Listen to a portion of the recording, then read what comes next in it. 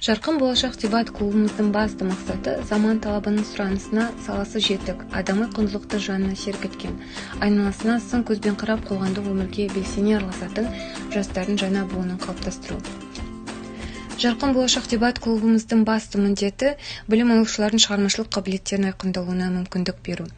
Шешендік өнер және ел алдында сөйлеу мәдениеті қалыптасқан талантты жастарды анықтау, талантты жастарды ынталандыру.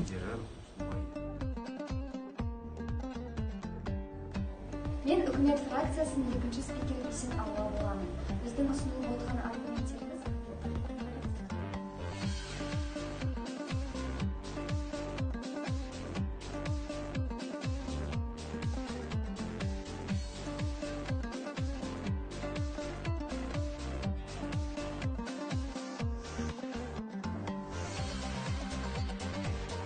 біріншіден, ақпараттық технологиялар жан-жақтылыққа тәрбиелейді. Екіншіден, жастар Қазақстанның болашағы. Білім үдерісінде жаңа ақпараттық технологиялардың пайдасы өте көп. Мысалға, ақпараттық технологиялар арқасында оқушылардың білімділігі артады.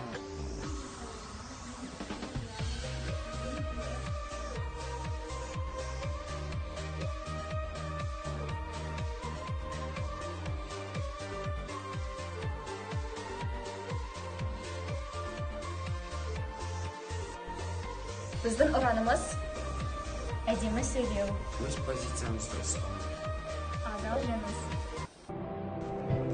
Еліміздің ертеңі, мемлекетіміздің жарқын болашағы білімді де білгір жастардың қолында.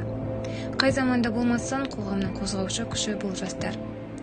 Бүгінде Қазақстан Республикасының жастары қоғамның қозғаушы күші ретінде озық идеялармен қаруланып, еліміздің дамып өркендеуіне барша үлесін қосып келеді. Осы ретте біз тұңғыш елбасымыз Нұрсұлтан Әбішұлы Назарбаевтың сөзін айтқымыз келеді. Мен сіздер, бүгінгі жастар ерекше ұрпақ екендеріңізді қайталаудан жалықпаймын. Сіздер тәуелсіз Қазақстанда өмірге келдіңіздер және сонда ер жетіп келесіздер. Сіздердің жастық шақтарыңыздың уақыты біздің еліміздің көтерілу және гүлдену уақыты. Осы керемет елбасымыздың сөздері біздің жарқын болашақ дебат клубымыздың басты ұраны. Құрметті дебат сүйер қауым,